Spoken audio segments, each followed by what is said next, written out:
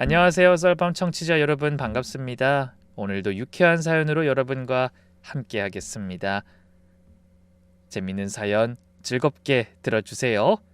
구독과 좋아요 한 번씩 부탁드리겠습니다. 그럼 시작해 볼게요. 안녕하세요. 저는 부모님 없이 씩씩하게 살아가는 40대 여자입니다. 저는 남들처럼 결혼도 해봤고 이혼도 해봤고 지금은 혼자서 조용히 살고 있어요. 정말 특별할 것 없는 중년 여자의 삶이죠. 근데 요즘 저 스스로도 놀라고 있어요. 평생 착하게 살자, 남에게 피해주지 말자를 신조로 살아왔거든요. 누가 먼저 손 내밀면 거절을 못하고 손해봐도 참고 억울해도 그냥 넘기는 그런 사람이었어요. 근데 제가 이렇게까지 변할 수 있는 사람이었나 싶더라고요. 제가 이 사연을 쓰는 이유는 동정을 받고 싶어서가 아니에요. 혹시 저처럼 비슷한 상처를 갖고 사는 분들이 계시다면 조금이나마 위로가 됐으면 하는 마음에 적어봅니다. 저는 5살 때부터 아빠와 단둘이 살았어요. 엄마에 대한 기억은 거의 없습니다. 가끔 희미하게 떠오르는 건 부엌에서 뭔가를 하던 여자의 뒷모습 정도예요. 얼굴은 기억도 잘 안 나요. 그냥 엄마가 있었다는 사실만 알고 있을 뿐이죠. 아빠는 작은 공장에서 일했어요. 혼자 저를 키우시느라 늘 허리가 휘어 있으셨죠. 새벽에 나가서 밤늦게 들어오신 날이 많았고 저는 어린 나이에 혼자 밥해 먹고 숙제하고 혼자 자는 게 익숙해졌어요. 그래도 불만은 없었어요. 아빠가 얼마나 힘들게 돈 버는지 알았으니까요. 늘 아빠를 힘들게 하면 안 된다는 생각으로 모범생으로 살았습니다. 학교에서 친구들이 엄마 이야기를 할 때면 저는 슬쩍 자리를 피하곤 했어요. 은주야, 너네 엄마는 뭐 하셔? 이런 질문이 제일 무서웠어요. 뭐라고 대답해야 할지 몰랐거든요. 우리 엄마는 없어 라고 하기엔 창피했고 거짓말을 하기엔 마음이 불편했어요. 그래서 그냥 대답을 피했죠. 아빠는 평생 엄마 얘기를 먼저 꺼낸 적이 없었어요. 제가 어릴 때 한두 번 물어본 적이 있는데 그때마다 아빠 표정이 너무 어두워져서 더 이상 묻지 못했어요. 네 엄마 사정이 있어서 갔다. 더 묻지 마. 그냥 우리 둘이 살면 돼. 그나마 제가 기억하는 친엄마의 마지막 모습은 현관에서 구두를 신던 뒷모습이에요. 어릴 때 기억이라 정확한지는 모르겠어요. 어쩌면 제가 만들어낸 기억일 수도 있고요. 하지만 분명히 기억나는 건 그 여자가 현관문 앞에서 저를 돌아보면서 한 한마디예요. 엄마, 금방 올 거야. 착하게 있어. 절대 전화하면 안 돼. 그리고 차갑게 문이 닫혔어요. 그게 엄마와 끝이었습니다. 친엄마가 어디로 갔는지, 왜 우릴 떠났는지 알게 된 건 제가 20살이 넘어서였어요. 동네 아주머니가 무심코 던진 한마디로요. 은주 엄마, 형진이네 갔을 때 동네가 발칵 뒤집혔었지. 친구 마누라를 데려가다니. 형진 삼촌은 아빠의 절친한 친구였던 사람이에요. 어릴 때 우리 집에 자주 놀러 왔던 기억이 희미하게 나요. 사업을 해서 돈을 많이 번 사람이었다고 들었어요. 친엄마는 아빠를 버리고 아빠의 가장 친한 친구에게 간 거였어요. 어린 마음에도 그게 얼마나 큰 배신인지 알겠더라고요. 아빠가 왜 평생 엄마 얘기를 안 하셨는지, 왜 형진 삼촌 이야기만 나오면 표정이 굳어지셨는지 그제야 다 이해가 됐습니다. 아빠는 무뚝뚝한 분이셨거든요. 말수도 적고 표현도 잘 못하셨죠. 사랑한다는 말은커녕 1등을 해도 잘했다는 말도 거의 안 하셨어요. 하지만 저는 알았어요. 아빠가 저를 얼마나 사랑하는지. 대학 갈 때 등록금이 없어서 사채까지 쓸 정도였거든요. 아빠, 나 대학 안 가도 돼. 취직해서 빨리 돈 벌 거야. 안 된다. 넌 공부해. 아빠처럼 못 배워서 고생하면 안 된다. 아빠는 그러셨어요. 자신은 평생 고생하시면서 저한테는 조금이라도 더 나은 삶을 살게 해주고 싶으셨던 거죠. 그렇게 아빠와 둘이 가난하지만 나름 행복하게 살았습니다. 32에 결혼했어요. 직장 동료의 소개로 만난 사람이었는데 괜찮은 사람이라고 생각했죠. 성실하고 착하고 무엇보다 저를 많이 좋아해 줬거든요. 솔직히 말하면 결혼이 무서웠어요.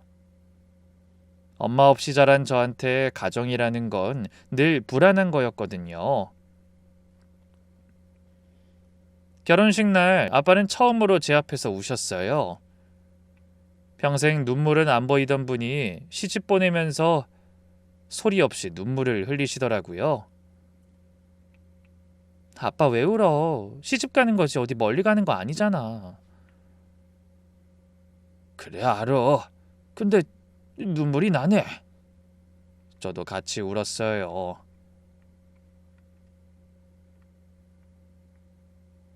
아빠 혼자 두고 가는 게 마음에 걸렸거든요.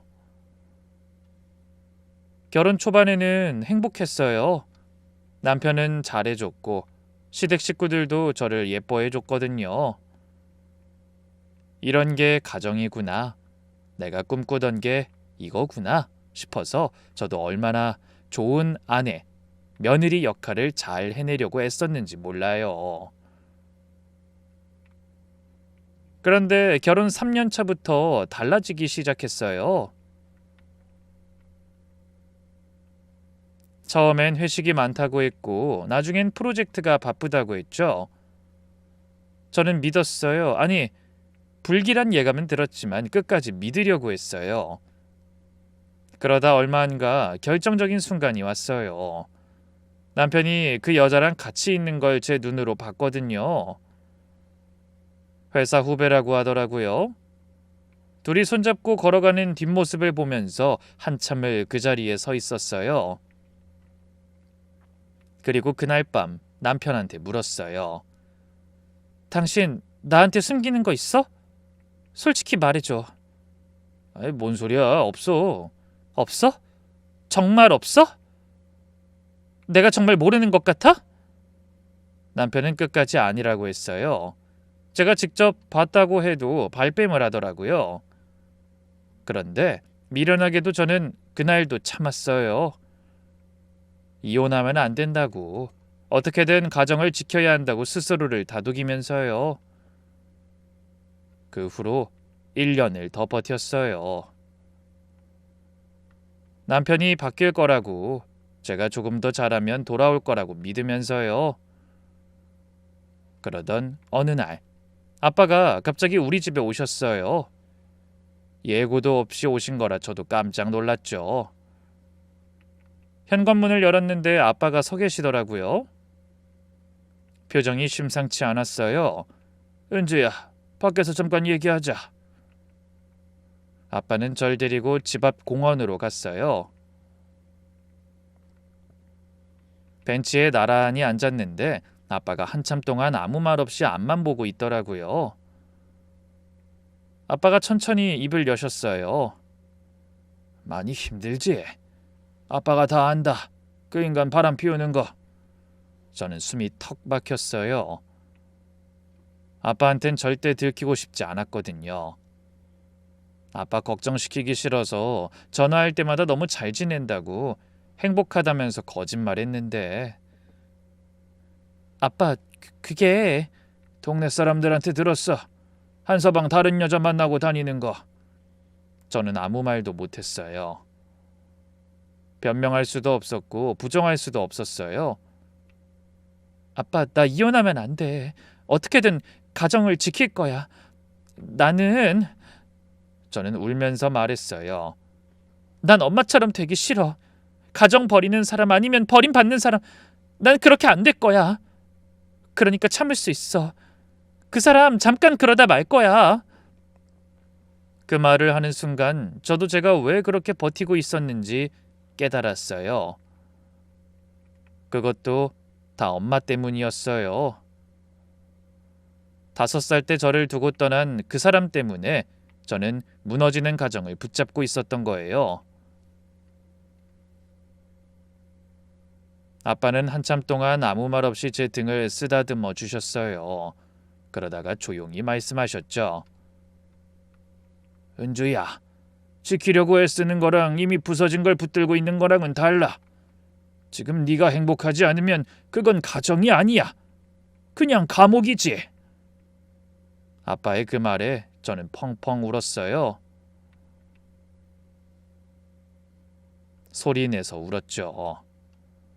1년 동안 참았던 게 몸에서 다 터져 나온 것 같았죠. 아빠는 그냥 묵묵히 제 옆에 앉아 계셨어요. 제가 울음을 그칠 때까지 아무 말 없이요. 한참 후에야 아빠가 단호하게 말씀하셨어요. 은주야, 당장 짐 싸. 뭘 하든 나중에 생각해. 일단 오늘은 아빠랑 집으로 가는 거야. 저는 그 말에 또 울었어요. 아빠는 저를 꼭 안아주셨어요. 제 기억에 아빠한테 안긴 게 그때가 처음이었죠. 그날 저는 아빠 따라 친정으로 왔어요. 최소한의 짐만 챙겨서요. 며칠 후 남편한테서 연락이 왔어요. 돌아오라고요. 근데 전 그때 이미 마음을 정한 상태였어요. 이혼 절차는 생각보다 담담하게 진행됐어요. 남편은 끝까지 자기 잘못을 인정 안 했지만 저는 더 이상 신경 쓰지 않았어요. 그냥 거기서 다 끝내고 싶었죠. 그렇게 다시 아빠와 둘이 살기 시작했는데 몇 년 후 아빠가 폐암 판정을 받은 거예요. 하늘이 무너지는 것 같았습니다. 그것도 다 저 때문에 생긴 병 같았거든요. 아빠, 우리 큰 병원 가자. 치료받으면 나을 수 있어. 은주야, 아빤 괜찮아. 돈 많이 드는 거 괜히 하지 마라. 아빠는 치료비 걱정부터 하셨어요. 자신의 몸보다 돈 걱정을 먼저 하시는 거예요. 전 그런 모습에 너무 화가 났어요. 결국 치료비 문제로 아빠랑 실랑이를 하게 됐죠. 아빠 통장에 얼마나 있어? 치료비 내야 하잖아. 얼마 있어? 대책을 세워야지. 아빠가 한참 동안 대답을 안 하고 창밖만 보고 계시더라고요. 그러다가 정말 작은 목소리로 말씀하셨어요. 없다. 돈 없어. 저는 귀를 의심했어요. 아빠 무슨 소리야? 아빠 평생 일한 그 돈 다 어디 갔어? 아빠는 여전히 창밖만 보고 계셨어요. 이것저것 하다 보니까 다 써버렸다. 아빠는 더 이상 말을 안 했어요. 아무리 물어봐도 그냥 썼다는 말만 반복하셨어요. 저는 이해가 안 됐어요. 우리 아빠가 어떤 사람인지 저는 알거든요. 점심값 아끼려고 도시락 싸다니시는 분이에요. 그런 아빠가 돈을 다 썼다는 게 이상했죠.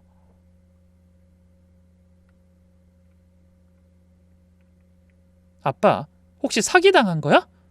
누가 돈 빌려달라고 해서 줬어? 아니야, 그런 거 아니야. 그럼 뭔데? 말해봐. 내가 도와줄 수 있잖아. 은주야, 더 묻지 마라. 아빠가 다 알아서 한 거야. 아빠가 처음으로 저를 똑바로 쳐다봤어요. 그 눈빛이 이상했어요. 슬픔 같기도 하고 죄책감 같기도 하고 뭐라고 설명해야 할지 모르겠더라고요. 저는 더 이상 물어볼 수가 없었어요. 결국 저는 제 저축을 털어 치료비를 냈어요. 따로 모아둔 돈이 좀 있었거든요. 아빠는 그것도 미안하다고 계속 말씀하셨어요. 은주야, 아빠가 미안하다. 네 돈 쓰게 해서. 아빠 무슨 소리야. 당연한 건데. 저는 그렇게 말했지만 마음 한구석에 찜찜함이 남아있었어요. 평생 성실하게 사신 분이 돈이 없다니. 그것도 이것저것 하다가 다 써버렸다는 게 말이 안 되잖아요. 하지만 아빠가 저렇게까지 말씀 안 하시는 걸 보면 물어봐도 소용없겠다 싶었어요. 그래서 그냥 덮어뒀어요. 그때는요. 예상대로 치료비는 많이 들었어요.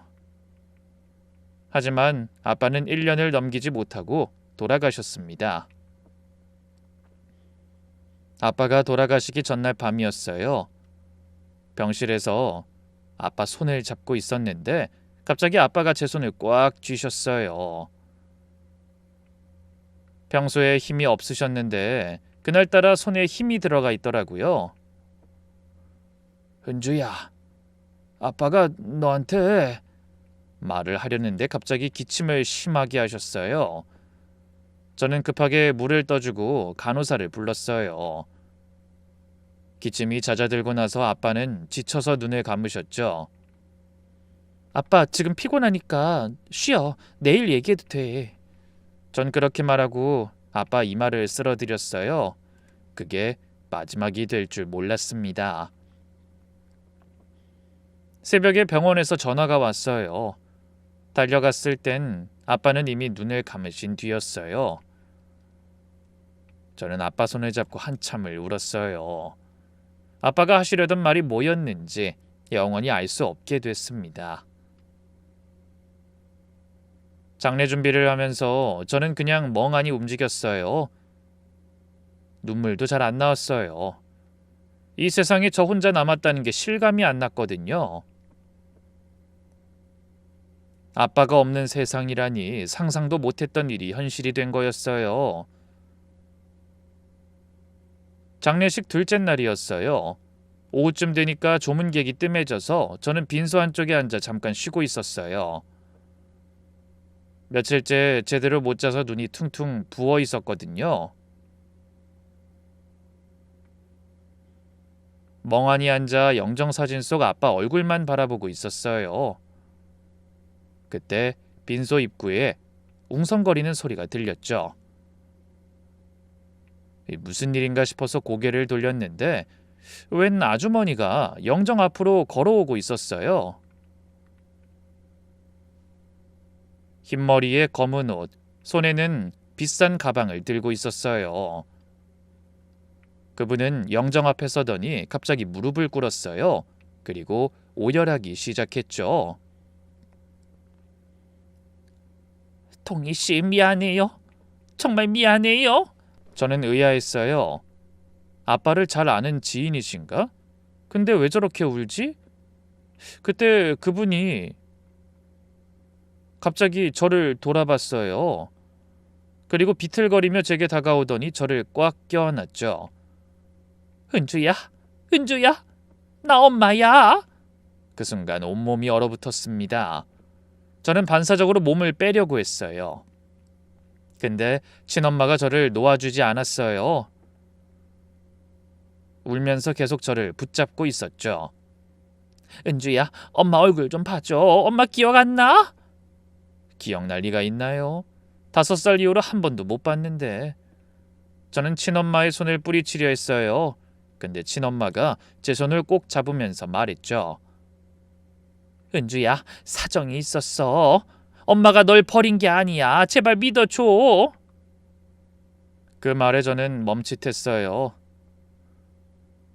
엄마가 설명할게. 다 설명할 수 있어. 제발 엄마 말 좀 들어봐. 친엄마의 눈에서 눈물이 주르륵 흘러내렸어요. 그 눈빛이 너무 간절해 보였어요. 사람들은 친엄마를 불쌍한 사람으로 보고 있었어요. 뒤늦게 전 남편 장례식에 와서 오열하는 가련한 여자로요. 저는 이가 갈렸어요. 하지만 동시에 혼란스러웠어요. 친엄마가 저를 이끌고 빈소 한쪽 구석으로 갔어요. 그리고 제 두 손을 잡고 말했죠. 은주야, 엄마 말 좀 들어봐. 5분만 시간을 줘. 엄마가 널 버린 게 아니야. 엄마도 정말 어쩔 수 없었어. 어쩔 수 없었다고요? 이때까지 코빼기도 안 비치던 사람이? 그게 다 이유가 있어. 친엄마가 울먹이면서 말했어요. 엄마가 널 찾으러 가려고 했어. 몇 번이나. 근데 네 아빠가... 친엄마가 잠깐 말을 멈췄어요. 그리고 조심스럽게 말했죠. 네 아빠가 못 오게 했어. 근처에 얼씬도 하지 말라고. 오면 경찰에 신고하겠다고. 내가 연락하려고 해도 번호를 다 바꿔버렸어. 집 주소도 알 수가 없었고. 엄마는 널 찾을 방법이 없었어. 저는 멍해졌어요. 제가 아는 아빠는 그럴 리가 없다는 생각이 들었죠. 그때 친엄마가 제 손을 더 꽉 쥐면서 말했어요. 엄마는 단 하루도 널 잊은 적이 없어. 네 생일마다 혼자 울었어. 우리 은주 지금 몇 살이겠다. 학교는 잘 다니고 있을까? 밥은 잘 먹고 있을까? 매일매일 생각했어. 널 두고 간 거 엄마도 평생 후회했어. 하루도 맘 편한 날이 없었어. 믿어줘. 친엄마 목소리가 떨렸어요. 눈물이 계속 흘러내리고 있었죠. 그 모습을 보는데 정말 아빠가 연락을 못하게 막은 걸까? 정말 이 사람도 저를 그리워하면서 살았던 걸까? 그냥 나를 버린 나쁜 여자로만 생각했거든요. 이 사람이 무슨 말을 해도 넘어가면 안 된다고 머리로는 알고 있었어요. 근데 저도 모르게 가슴이 자꾸 흔들렸어요. 그럼 왜 떠났어요? 애초에 왜 떠난 거예요? 친엄마가 잠깐 입을 다물었어요. 그리고 아주 작은 목소리로 말했죠. 그건 지금 말 못해. 여기선 안 돼. 나중에 우리 둘이 만나서 다 얘기해 줄게. 지금 말해요, 아빠 앞에서. 은주야, 제발 믿어줘. 사정이 있었어. 이 자리에선 못해. 네 아빠 영정 앞에서는. 친엄마가 영정 사진을 힐끗 쳐다봤어요.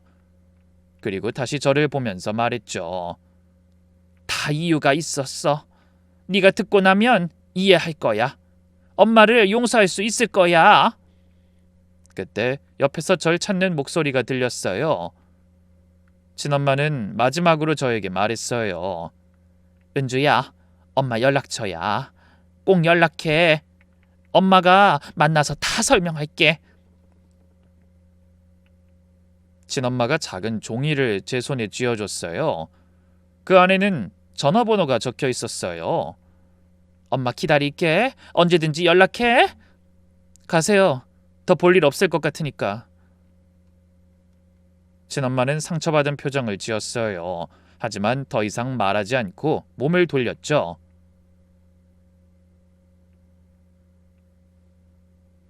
빈소를 나가면서 몇 번이나 저를 돌아봤어요. 저는 끝까지 눈을 마주치지 않았어요. 친엄마가 떠나고 나서 저는 손에 쥐고 있던 종이를 내려다봤죠. 그냥 찢어버릴까? 근데 이상하게 손이 안 움직였어요. 저는 그 종이를 주머니에 구겨 넣었어요. 차마 버리진 못하겠더라고요.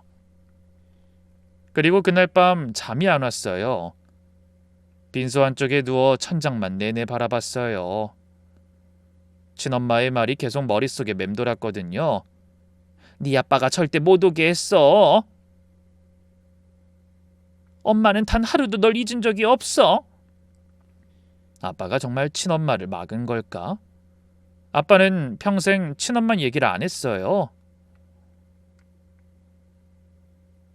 원망의 말도 미움의 말도 안 하고 그냥 침묵하셨을 뿐이죠. 더 이상 묻지 말라는 눈빛을 보내면서요.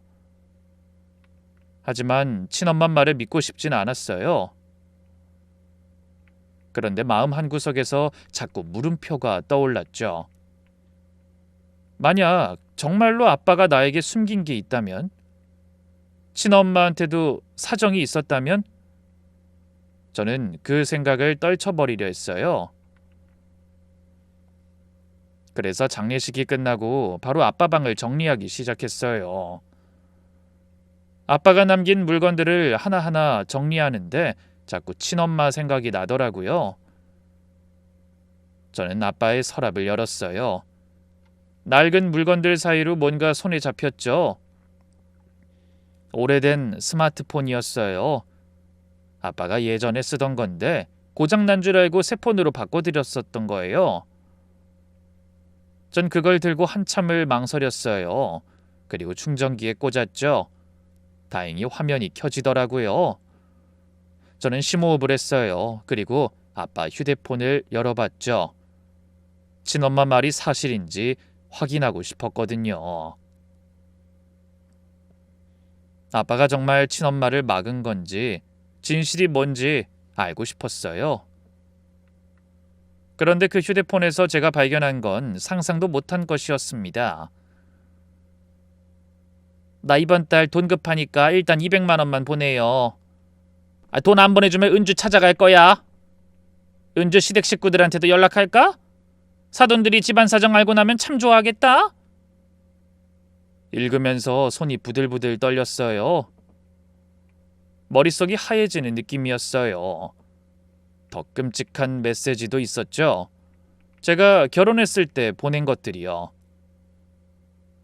은주 시어머니 연락 잘 안 했어. 은주가 행복하게 사는 꼴 못 봐. 돈 더 안 보내면 시댁에 전화해서 다 말할 거야. 내가 가서 한바탕 뒤집어 놓을까? 그 여자는 아빠를 협박했어요. 제 결혼 생활을 망쳐놓겠다고, 시댁에 창피를 주겠다고 협박해서 돈을 뜯어간 거예요. 그런데 아빠의 답장은 항상 같았어요. 보낼게. 제발 은주한테만은 연락하지 마. 은주가 상처받으면 안 돼. 아빠는 저를 지키려고 그 여자에게 돈을 보냈던 거예요. 평생을 협박당하면서요. 그리고 더 충격적인 메시지가 있었어요. 당신은 은주만 잡으면 뭐든 하잖아. 참 편하다. 돈줄이 이렇게 쉬울 줄이야. 저는 휴대폰을 들고 그 자리에 주저앉았어요. 온몸에서 힘이 빠졌어요. 이게 장례식장에서 울던 그 여자의 진짜 모습이구나. 아빠가 왜 평생 그렇게 가난하게 살았는지, 그렇게 성실하게 일하면서도 왜 돈이 없다고 했는지 모든 게 이해가 됐어요. 그 여자가 다 빼앗아 갔던 거죠. 저는 휴대폰을 껴안고 한참을 울었습니다. 아빠는 평생 저를 지키려고 그 여자에게 돈을 뜯긴 거예요. 근데 친엄마라는 여자는 아빠의 약점을 알고 이용했어요. 제 시댁에게 연락하겠다고 하는 협박이 아빠에게 얼마나 무서웠을지 저는 알아요. 아빠는 그게 제일 두려웠을 거예요. 저한테 상처 주는 것, 제 결혼 생활을 망치는 것, 그래서 평생 입 다물고 돈을 주셨던 거예요. 이게 자식을 낳은 여자가 할 짓인가요? 그리고 장례식장에서 그 여자가 보인 모습이 떠올랐어요. 영정 앞에서 무릎 꿇고 오열하던 모습. 사정이 있었어. 엄마가 얼마나 힘들었는지 넌 몰라. 라고 하던 그 목소리. 조문객들이 불쌍하다는 눈으로 쳐다보게 만들던 그 연기. 그것도 전부 다 연기였어요. 어쩌면 저한테 접근해서 뭔가 뜯어내려고 온 건지도 모르죠. 저는 창문을 열고 밤 공기를 마셨어요. 머리를 식혀야 했어요. 손이 계속 떨렸거든요. 그리고 그 순간 전 결심했어요. 그 여자에게 복수하겠다고. 저 여자가 쌓아온 모든 것을 무너뜨리겠다고 말이죠. 아빠는 돌아가시면서도 그 비밀을 가져가려 했고요. 하지만 이제 제가 알아버린 이상 아빠 대신 제가 끝을 내야겠다 싶었어요. 저는 주머니에서 구겨진 종이를 꺼냈어요. 친엄마가 장례식장에서 저에게 건넨 연락처였죠. 찢어버리려고 했던 그 종이, 이제 그게 필요해진 거죠. 복수를 하려면 우선 그 여자에게 접근해야 했어요. 저는 거울 앞에서 연습했어요. 표정과 말투를 마치 화해하고 싶은 딸로 보일 수 있도록요. 물론 쉽지 않았어요. 그 여자 생각만 하면 이가 갈렸거든요. 하지만 참아야 했어요. 복수를 위해서. 며칠 후 저는 친엄마에게 전화를 걸었어요. 엄마, 저 은주예요. 수화기 너머로 친엄마가 숨을 들이키는 소리가 들렸어요. 은주야? 정말 은주니?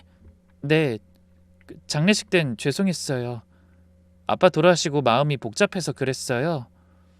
저도 놀랄 만큼 차분하게 말이 나왔어요.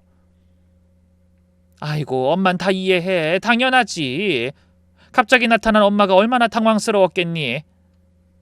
친엄마의 목소리는 감격에 차 있었어요. 완전히 속았더라고요. 저 엄마 한번 뵙고 싶어요. 이야기하고 싶은 것도 있고. 그래, 우리 만나자. 엄마 집으로 와. 맛있는 거 해줄게. 전화를 끊고 속이 뒤집어지는 것 같았어요. 그 여자에게 엄마라고 부르는 것만으로도 구역질이 났거든요. 하지만 이건 시작이었어요. 어떻게든 참아야 했죠. 며칠 후 친엄마에게서 주소가 왔어요. 서울 강남의 고급 아파트 단지였어요. 검색해보니 시세가 30억이 넘더라고요. 친엄마 집 앞에 도착했을 때 저는 한참 동안 건물만 올려다봤어요.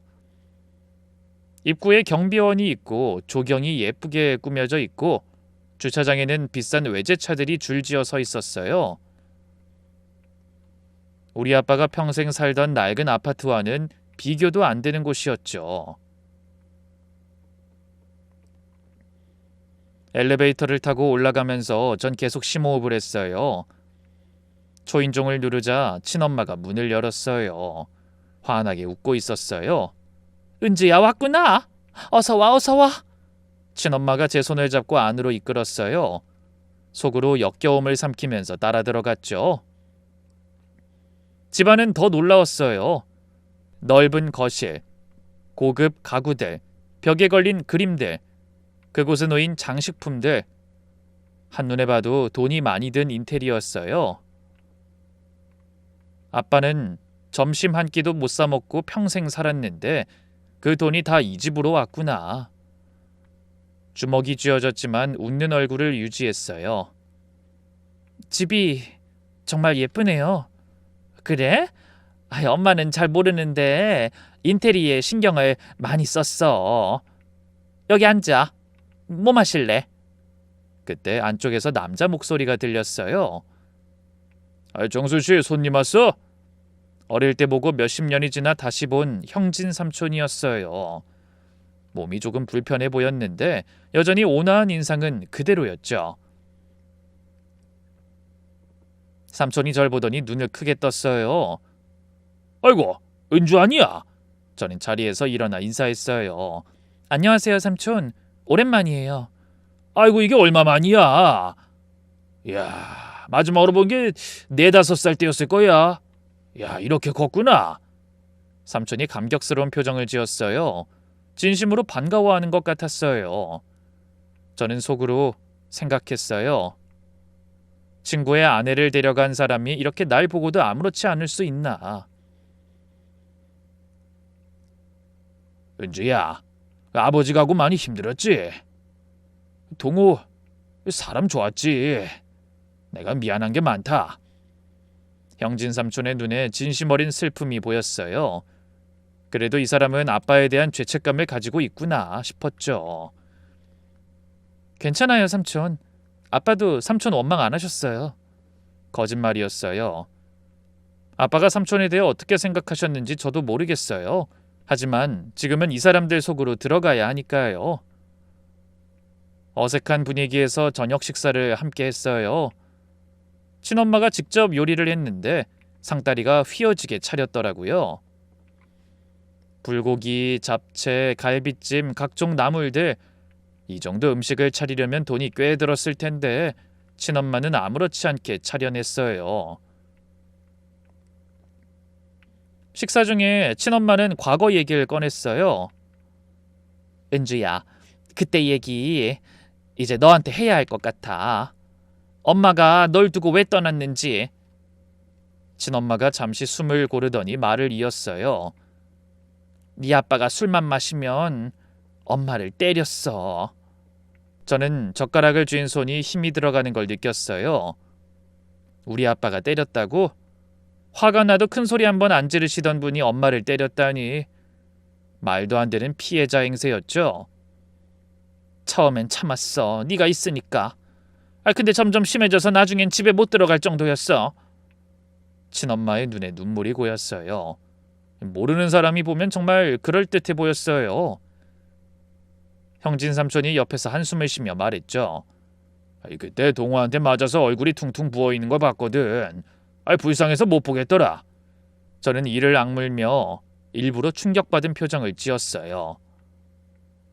은주야, 너한테 말 안 한 건 네 아빠 욕을 하기 싫어서야. 그래도 네 아빠잖아. 네가 아빠를 미워하게 하고 싶지 않았어. 친엄마가 제 손을 잡았어요. 따뜻한 체온이 느껴졌지만 저는 소름이 끼쳤어요. 엄마는 널 사랑했어. 데려가고 싶었는데 네 아빠가 절대 안 보내줬어. 너 없이 살 수 없다고. 그래서 엄마는 너를 두고 떠날 수밖에 없었어. 이 여자는 30년간 이런 거짓말로 살아왔구나. 아빠를 폭력 남편으로 만들고 자기는 불쌍한 피해자로 포장하고 형진 삼촌의 동정을 받으며 호화롭게 살았구나. 그러면서 뒤로는 아빠를 협박해서 돈을 뜯어갔고요. 저는 애써 고개를 끄덕였어요. 네, 이해해요. 엄마도 힘드셨겠어요. 그 말을 하는 순간 속에서 뭔가 뜨거운 게 치밀어 올랐어요. 하지만 참았어요. 지금은 아니야. 때가 되면 이 여자의 모든 거짓말을 벗겨줄 거야. 그 생각만 했죠. 그 뒤로 저는 형민이에게도 접근하기로 했어요. 복수를 위해서 이 집안 전체 정보가 필요했으니까요. 형민아, 우리 밥이나 한번 먹자. 늦었지만 가족이 됐으니까. 좋아요, 누나. 제가 맛있는 데 알아요. 다음 주에 시간 돼요? 형민이는 경계심 없이 저를 받아들였어요. 오히려 누나가 생겼다고 좋아하는 것 같았죠. 친엄마와 자주 만나면서 저는 점점 그 여자의 본색을 보게 됐어요. 형진 삼촌이 있는 자리에서 친엄마는 완벽한 아내였어요. 다정하고 헌신적이고 남편을 극진히 모시는 현모양처. 저라도 그런 아내라면 감싸주고 싶겠다는 생각이 들었죠. 여보, 약 드셨어요? 오늘 병원 가는 날이에요. 하지만 형진 삼촌이 없는 자리에서 친엄마는 전혀 다른 사람이었어요. 어느 날 형진 삼촌이 병원에 가셔서 친엄마와 단둘이 있게 됐어요. 차를 마시는데 친엄마가 갑자기 딴 사람이 되더니 이렇게 말했어요. 근데 말이야, 은주야. 너도 이제 우리 가족이니까 말하는 건데 솔직히 형진 씨 건강이 요즘 많이 안 좋아. 치매 증상도 있고 심장도 약하고. 솔직히 말하면 오래 못 살 것 같아. 친엄마가 담담하게 말했어요. 남편이 오래 못 산다는 얘기를 하면서 슬픔이라곤 정말 눈꼽만큼도 없었어요. 그래서 말인데 형진 씨 죽고 나면 재산 문제가 있을 거 아니야. 형민이가 대부분 가져가겠지만 엄마 몫도 있거든. 그때 되면 엄마가 너한테 뭔가 해줄 수 있을 것 같아서. 저는 소름이 끼쳤어요. 이 여자는 남편 죽기도 전에 재산 계산을 하고 있었어요. 그것도 30년 만에 만난 딸 앞에서 아무렇지 않게요. 어머니, 전 그런 건 괜찮아요. 재산 같은 거 필요 없어요. 아이고, 그래도 가족인데 엄마 마음이야. 저는 화장실에 가서 찬물로 얼굴을 씻었어요. 거울에 비친 제 얼굴이 창백했어요. 저는 주머니에서 휴대폰을 꺼내 녹음을 했어요. 다행히 잘 되고 있었죠. 결정적인 일은 우연히 일어났어요. 친엄마와 점심 약속이 있던 날이었어요. 약속 장소에 일찍 도착해서 카페에서 기다리고 있었는데 창밖으로 친엄마가 보였어요. 근데 혼자가 아니었어요. 60대쯤 되어 보이는 남자와 팔짱을 끼고 다정하게 걷고 있었죠. 형진 삼촌이 아니었어요. 키도 다르고 체형도 다르고 완전히 다른 사람이었어요. 저는 순간 얼어붙었어요. 급히 모자를 눌러쓰고 구석자리로 옮겼죠. 두 사람이 카페로 들어왔거든요. 친엄마와 그 남자는 구석자리에 앉았어요. 저는 멀찍이 서 둘을 지켜봤죠. 심장이 미친 듯이 뛰었어요. 두 사람은 연인처럼 다정하게 대화했어요. 친엄마가 남자의 손을 잡고 남자가 친엄마의 머리카락을 쓸어 넘겨주고, 보통 부부라면 저렇게는 안 하니까요. 저는 휴대폰을 꺼내 몰래 영상을 찍기 시작했어요. 손이 떨렸지만 최대한 흔들리지 않게 잡았죠. 그때 친엄마의 목소리가 들렸어요. 조용한 카페라 소리가 들리더라고요. 형진 씨 건강이 요즘 진짜 안 좋아. 의사가 1년 안에 큰 수술을 해야 할 수도 있대. 남자가 대답했어요. 그래? 그럼 오래 못 가겠네. 나도 슬슬 준비하면 돼? 응. 솔직히 오래 못 갈 것 같긴 해. 친엄마의 목소리에는 슬픔이 없었어요. 오히려 무언가를 기대하는 것 같았어요. 그때 되면 우리 새 출발할 수 있겠지? 남자가 기대에 찬 목소리로 물었어요. 재산 정리는 다 해뒀어. 형민이한테 많이 가겠지만 내 목도 있어. 당신이랑 새 출발하려면 돈이 있어야지. 친엄마가 웃었어요. 행복해 보였어요. 남편이 죽길 기다리면서요. 저는 손이 부들부들 떨렸어요. 이게 인간인가? 나이를 먹었어도 저러고 있다니. 형진 씨만 정리되면 우리 제대로 시작하는 거야. 한 푼도 없이 시작하는 것보다 자기 사업 자금이라도 내가 마련해서 오면 좋잖아. 조금만 기다려. 저는 영상을 저장하고 휴대폰을 주머니에 넣었어요. 생각지 못한 결정타를 얻었죠. 알고 보니 친엄마는 평생 같은 패턴으로 산 거예요. 돈 많은 남자를 만나 인생 역전하고 더 좋은 남자가 나타나면 갈아타고, 지금도 형진 삼촌이 죽기를 기다리면서 다음 남자를 준비하고 있던 겁니다. 저는 카페를 빠져나왔어요. 그리고 친엄마에게 문자를 보냈죠. 어머니, 죄송해요. 급한 일이 생겨서 오늘 약속 못 갈 것 같아요. 그리고 곧장 집으로 돌아와서 오늘 찍은 영상을 확인했어요. 선명하게 잘 나왔더라고요. 친엄마가 상간남과 팔짱 끼고 걷는 모습, 다정하게 대화하는 모습, 둘의 대화까지. 이제 제 손에는 모든 카드가 있었어요.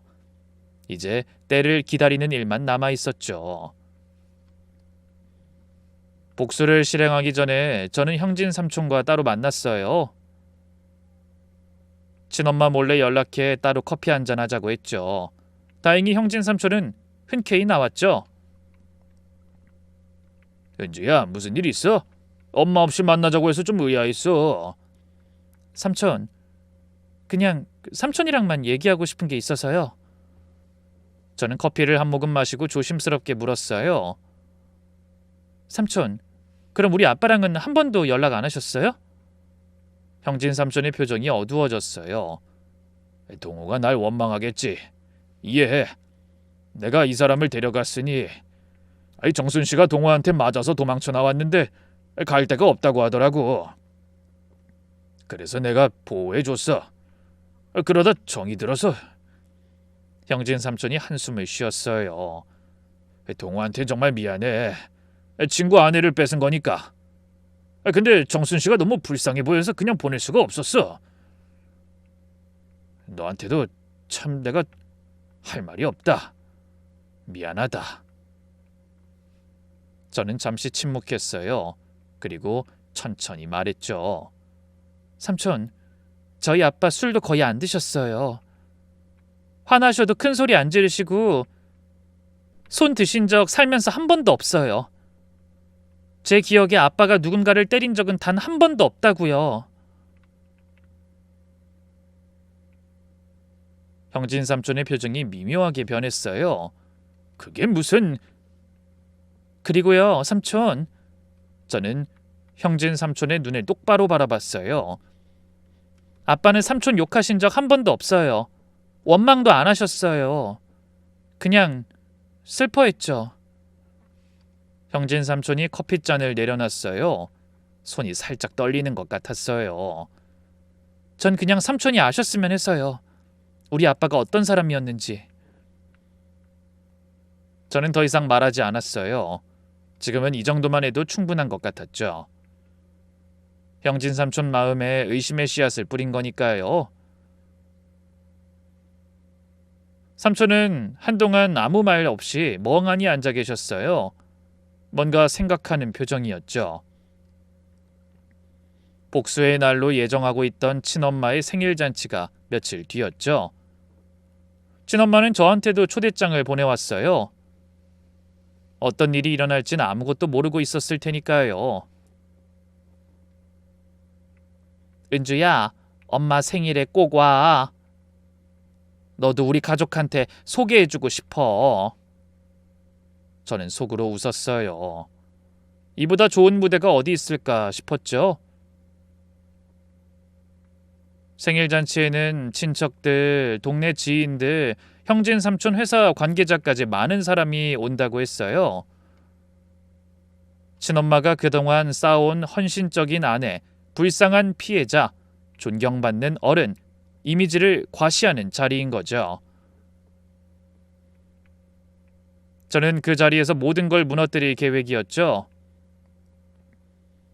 생일 전날 저는 형민이를 따로 불러냈어요. 형민아, 잠깐 볼 수 있어? 누나 무슨 일이에요? 저는 형민이를 조용한 카페로 데려갔어요. 그리고 아빠 휴대폰에서 캡처해뒀던 협박 메시지들을 보여줬죠. 형민이는 그걸 보고도 상황을 파악하지 못하는 눈치였죠. 이게 다 뭐예요? 네 어머니가 우리 아빠한테 보낸 메시지야. 믿기지 않겠지만 사실이야. 처음엔 의아한 표정이었는데 점점 얼굴이 창백해졌어요. 점점 손가락도 굳어갔죠. 메시지를 다 읽고 난 뒤 형민이가 눈을 감았어요. 눈가가 붉어졌어요. 누나, 이걸 왜 이제야 말해요? 우리 아빠는 아무것도 모르는데. 확실한 증거를 모으느라 시간이 좀 걸렸어. 뭐요? 그럼 증거가 더 있다는 거예요? 저는 잠시 망설였어요. 상간남 영상까지 보여줄까? 하지만 그건 아껴두기로 했어요. 더 있어. 내일 어머니 생일 잔치에서 다 공개할 거야. 형민이가 놀란 눈으로 저를 봤어요. 내일요? 사람들 다 모인 자리에서요? 네 어머니가 30년간 쌓아온 거짓말 내일 사람들 앞에서 싹 다 벗겨줄 거야.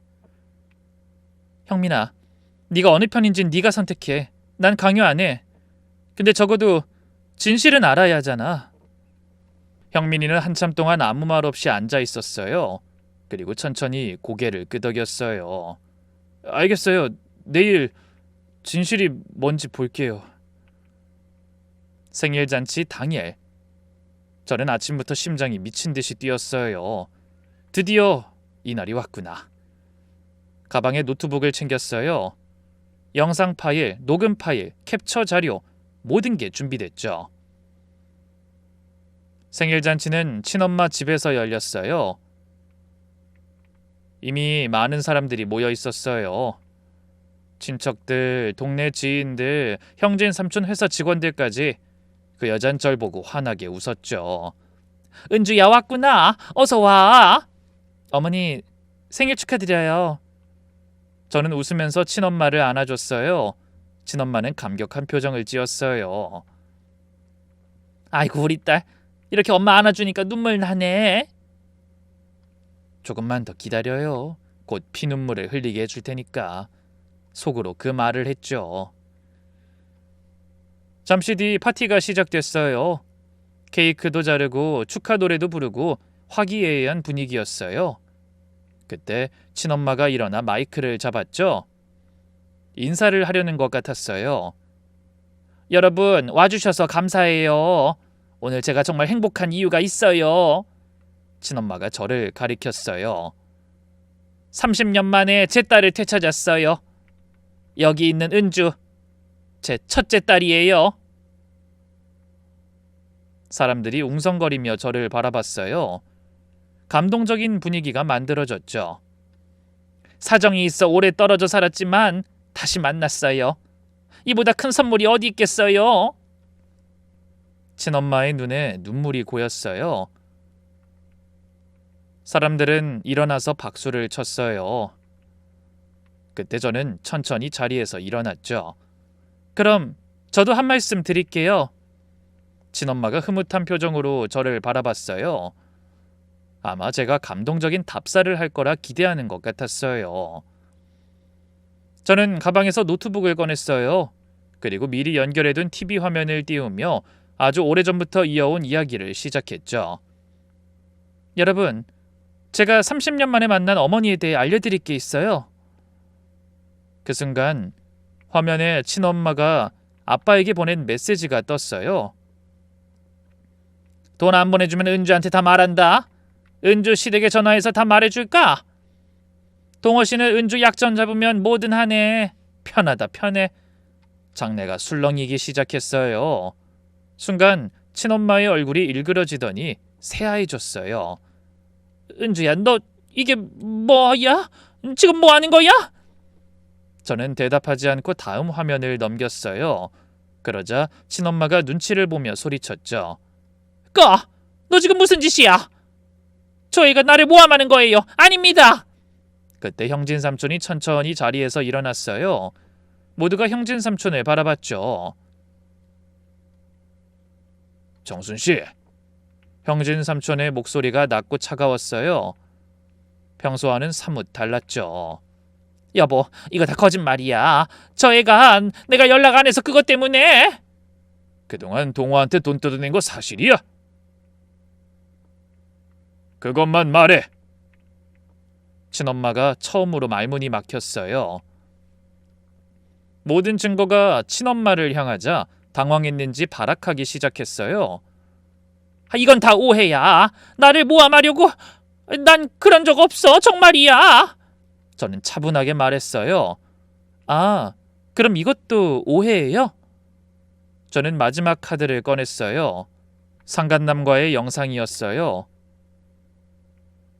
화면에 친엄마가 나타났죠. 웬 남자와 팔짱을 끼고 걷고 있었어요. 형진 삼촌이 아닌 남자. 두 사람이 다정하게 손을 잡고 서로를 바라보며 웃고 있었어요. 그리고 녹음된 대화가 흘러나왔죠. 형진 씨 건강이 요즘 진짜 안 좋아. 오래 못 갈 것 같아. 우리 새 출발하자. 장내가 완전히 얼어붙었어요. 아무도 말을 못했죠. 형진 삼촌의 얼굴이 돌처럼 굳었어요. 눈빛에서 빛이 사라졌어요. 당신 이게 다 뭐야? 여보, 이건 그냥 친구야. 오해야. 친구하고 새 출발하자고 해? 그것도 내가 죽길 기다리면서? 형진 삼촌의 목소리가 떨렸어요. 분노인지 슬픔인지 모르겠어요. 아마 둘 다겠죠? 사람들 사이에서 탄식이 터져나왔어요. 친엄마의 얼굴이 빨갛게 달아올랐어요. 그리고 더는 숨을 곳도 아니라고 우겨도 소용없다고 생각했는지 결국 본색을 드러냈어요. 그래서 어쩌라고? 뭐? 친엄마가 소리를 빽 질렀어요. 내가 왜 다 늙은 인간 병수발을 들어야 되는데? 나도 내 인생 살 권리 있어. 장내가 숨을 죽였어요. 헌신적인 아내, 불쌍한 피해자로 살아온 여자의 진짜 모습이 드러난 순간이었죠. 형진 삼촌이 천천히 몸을 돌렸어요. 30년을 속은 거구나. 동호도 나도. 여보, 잠깐만. 입 닫아. 다신 나한테 여보라고 부르지 마. 그 더러운 입 닫으라고. 형진 삼촌이 지팡이를 짚고 천천히 걸어 나갔어요. 뒷모습이 너무 쓸쓸해 보였어요. 형민이가 눈물을 흘리며 친엄마를 원망스럽게 쏘아봤죠. 아빠 요즘 얼마나 힘든데 어떻게 이 상황에 딴 남자를 만나요? 형민아, 엄마는 저도 더 이상 어머니 보고 싶지 않네요. 형민이도 자리를 떠났어요. 다른 하객들도 하나둘씩 일어나서 나갔어요. 서럽게 우는 친엄마를 보고도 누구도 친엄마를 위로하지 않았어요. 화려하게 꾸며진 생일잔치에 결국 친엄마 혼자 남았어요. 저는 천천히 가방을 챙겼어요. 서두를 필요도 없었죠. 이 순간을 충분히 즐기고 싶었거든요. 친엄마가 바닥에 주저앉아 울고 있었어요. 아까까지 당당하던 여자가 지금은 초라하게 쪼그라들어 있었어요. 저는 친엄마 앞으로 걸어갔어요.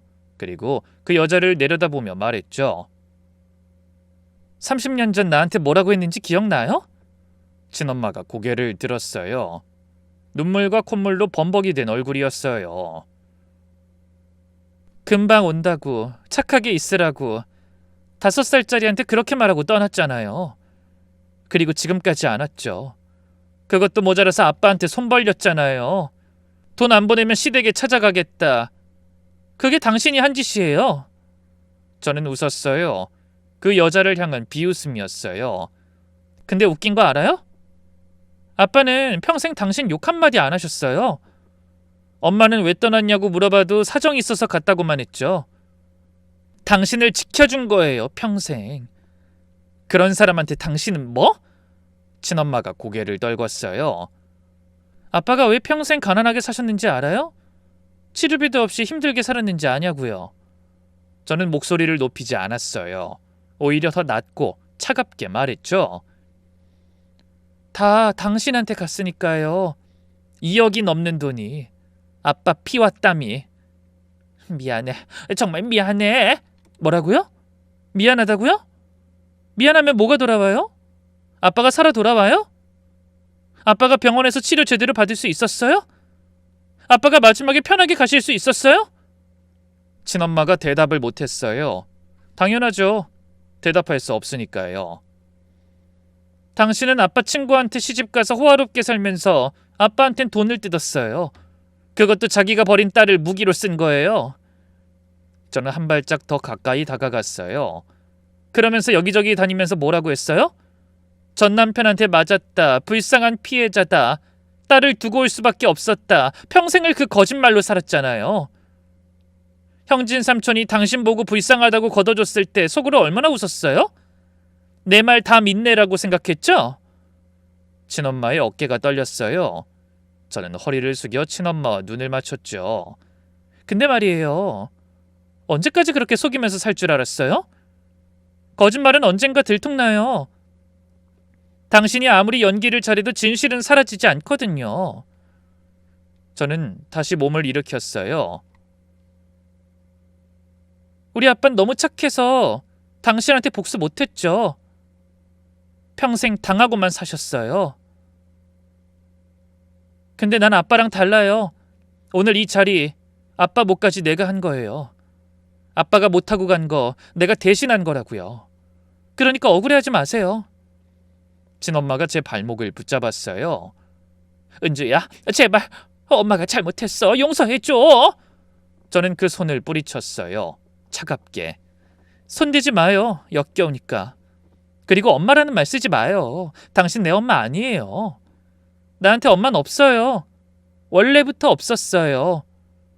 당신이 그렇게 만든 거예요. 친엄마가 바닥에 엎드려 울었어요.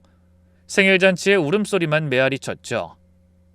친엄마가 눈물 가득한 눈으로 절 올려다보고 있었어요. 전 그 모습을 보고도 돌아서서 나왔죠. 단 한 번도 돌아보지 않았어요. 생일잔치 이후 소식은 빠르게 들려왔어요. 형진 삼촌이 친엄마를 상대로 이혼 소송을 제기했대요. 그것도 유책 배우자로요. 모든 증거가 있으니까 친엄마는 반박할 수가 없었던 거죠. 그래서 재산 분할에서 거의 아무것도 받지 못했어요. 유책 배우자니까 법적으로도 불리했고 형진 삼촌이 평생 속았다며 강하게 나갔거든요. 그래서 결국은 그 집에서도 쫓겨났어요. 그 호화로운 강남 아파트는 전부 형진 삼촌 재산이었으니까요. 친엄마 이름으로 된 건 거의 없었대요. 형민이도 어머니와 연을 끊었다고 했죠. 아버지 병수발하면서 딴 남자 만난 사람 전 어머니를 못 봅니다. 2달쯤 지났을 때 친엄마에게서 연락이 왔어요. 은주야, 엄마야. 제발 한 번만 만나줘. 부탁이야. 목소리가 완전히 달랐어요. 예전의 당당함, 여유로움은 온데간데 없는 목소리였죠. 저는 잠시 고민했어요. 만날 필요가 있을까? 근데 그 여자 모습이 궁금했어요. 지금 어떤 꼴이 됐는지 보고 싶었죠. 그래서 만나기로 했어요. 약속 장소는 허름한 분식집이었어요. 예전에 고급 레스토랑에서 만나자고 하던 여자가 이젠 분식집을 지정한 거예요. 들어가니까 구석자리에 친엄마가 앉아 있었어요. 저는 그 모습을 보고 멈칫했어요. 완전히 다른 사람 같았거든요. 머리카락은 부스스하게 헝클어져 있었고 얼굴은 푹 꺼져서 광대뼈가 튀어나와 있었어요. 옷도 대충 입은 티셔츠에 낡은 바지였어요. 예전에 명품으로 치장하던 그 여자 맞나 싶었죠. 친엄마는 초점 없는 눈으로 테이블만 내려다보고 있었어요. 저는 맞은편에 앉았어요. 친엄마가 고개를 들어 절 봤죠. 얼굴에 깊은 그늘이 짙게 내려앉아 있었어요. 무슨 얘긴데요? 시간 없으니까 빨리 하세요. 친엄마가 입술을 달싹였어요. 한참 동안 말을 못하다가 결국 울먹이며 말했어요. 은주야, 엄마 지금 갈 데가 없어. 이혼하면서 집에서 나가래. 재산도 거의 못 받았어. 그럼 그 남자한테 가면 되잖아요. 같이 새 출발한다고 했잖아요. 친엄마의 얼굴이 일그러졌어요. 그 인간 지금 연락이 안 돼. 전화해도 안 받아. 돈 없으니까 안 받는 모양이네요. 그래서요? 저한테 왜 이런 얘기하는 건데요? 친엄마가 제 손을 붙잡았어요. 손이 앙상했어요. 엄마 좀 도와줘. 당분간 네 집에서 지낼 수 있게 해줘. 아니면 돈이라도. 제발. 저는 그 손을 빤히 내려다봤어요. 그리고 웃었어요. 기막혀서 웃음이 안 나오더라고요. 어머, 지금 저한테 도와달라고요? 엄마가 잘못했어. 다 잘못했어. 근데 지금 엄마 진짜 갈 데가 없어. 형민이도 전화 안 받아. 친척들도 다 등 돌렸어. 엄마 진짜 혼자야. 너밖에 없어. 제발. 피는 못 속인다잖아. 너 그래도 엄마 딸이잖아. 저는 그 손을 천천히 뿌리쳤어요. 피가 뭐 어쨌다고요? 당신이 그 피를 끊어내고 간 거잖아요. 저는 차분하게 말했어요. 화를 낼 필요도 없었죠. 5살짜리 딸 두고 떠날 땐 피 안 생각했잖아요. 아빠한테 돈 뜯을 때도 저 결혼했을 때 시댁에 전화하겠다고 협박할 땐 그런 건 생각도 안 했잖아요. 그건... 근데 지금 갈 데 없으니까 갑자기 무슨 피를 찾아요. 웃기네 진짜. 친엄마가 고개를 떨궜어요. 은주야, 제발. 저는 테이블에 팔을 올리고 친엄마를 똑바로 바라봤어요. 결국 다 떠났네요. 당신 곁에 아무도 안 남았네요. 왜 그런지 알아요? 친엄마가 고개를 들었어요. 눈에 눈물이 가득했죠. 저는 또박또박 말했어요. 당신은 평생 가면 쓰고 살았잖아요. 불쌍한 피해자, 헌신적인 아내, 자상한 어머니, 전부 다 가면이었잖아요. 근데 그 가면 다 벗겨졌잖아요. 진짜 모습이 드러났잖아요. 저는 고개를 살짝 기울이며 물었어요. 진짜 모습으로는 아무것도 못하겠죠? 아무도 당신 옆엔 안 있으려고 하죠. 친엄마가 입술을 깨물었어요. 제 질문에도 아무 대답을 못했어요. 전 마지막으로 그 여자를 내려다보며 말했어요. 당신 도와줄 생각 없어요. 돈도 안 줄 거고 재워주지도 않을 거예요. 당신이 어디서 어떻게 살든 관심 없어요. 평생 그렇게 혼자 살아요. 곁에 아무도 없이. 저는 몸을 돌렸어요. 뒤에서 그 여자가 제 옷자락을 붙잡았어요. 저는 뿌리치지 않고 고개만 돌려 그 손을 떼어냈죠. 그리고 돌아서서 걸어 나왔어요. 그리고 그 다음 날 일찍 아빠 산소에 갔어요. 아빠 묘비 앞에 앉았죠. 아빠, 다 끝났어. 그 여자 이제 아무것도 없대. 돈도 집도 가족도 혼자래. 아빠가 나 때문에 평생 당하고 살았잖아. 나한테 걱정 끼칠까봐 끝까지 숨기고. 눈물이 흘렀어요. 그동안 아빠가 견뎠을 걸 생각하니 가슴이 더 아팠죠. 그래서 내가 대신했어. 아빠 몫까지 다 했어.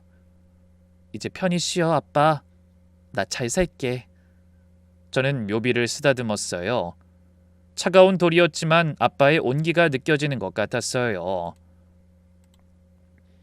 요즘 저는 사람들이 물으면 부모님이 없다는 말을 당당하게 하게 됐어요. 아버진 하늘에서 절 지켜주고 계시지만 엄마라는 사람은 원래 없었다고 말하기도 해요.